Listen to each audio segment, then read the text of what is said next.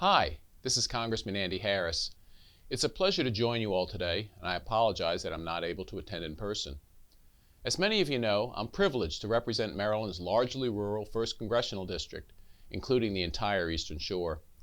Ensuring that your voice is heard and echoed here in Washington is a top priority of mine, and I encourage anyone to please contact my office if I can ever be of assistance. For much of my time in Congress, I've served on the House Appropriations Subcommittee for Agriculture and Rural Development.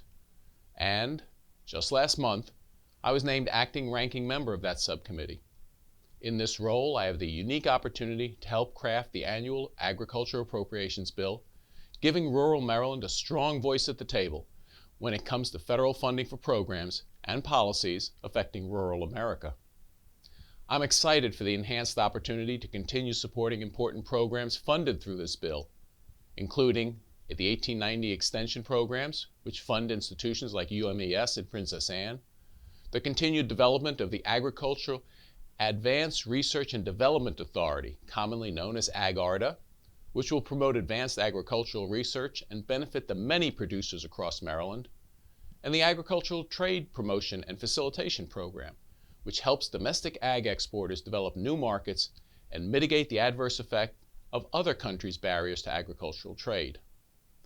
My priorities also include pushing back on overly burdensome administration regulations on farmers, such as the Expanded Waters of the United States rule being advanced by the Biden administration. Just as critical is ensuring that our family farms can remain intact when passed from generation to generation by opposing any efforts to alter current estate tax treatment of agricultural assets, including stepped-up basis treatment. Proposals like these to change the rules would cripple the ability to keep a farm in the family, some farms of which have been held in families for centuries. Additionally, as a co-chair of the Chesapeake Bay Watershed Task Force, protecting our state's vast natural resources and native flora and fauna are important to me. That's why I've worked to successfully secure funding for the mitigation or eradication of multiple invasive species, namely nutria and the northern snakehead, as well as balance the goals of conservation with the beneficial use of our natural resources. On a similar note, I'm actively pursuing legislation to address the spread of chronic wasting disease in cervids and to mitigate the invasive blue catfish population in the Chesapeake Bay watershed. Finally, as a physician, I remain acutely aware of the spikes in opioid-related overdoses and deaths that have ravaged our rural communities, especially since the early days of the COVID-19 pandemic. There is no debating the negative role that pandemic lockdowns and increased drug trafficking across our border have played in this spike, which has claimed over 100,000 lives nationwide in the last year alone.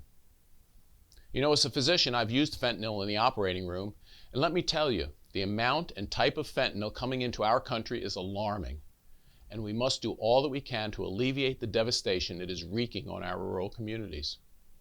I'll continue my efforts here in Congress to educate the public and to reduce inappropriate access to addictive prescriptions that are largely responsible for addictions that lead to the overdoses and deaths we see all across America. Again, thank you for the opportunity to address the summit, and thank you so much for all that you do for our rural communities. Please never hesitate to contact my office if I may be of assistance.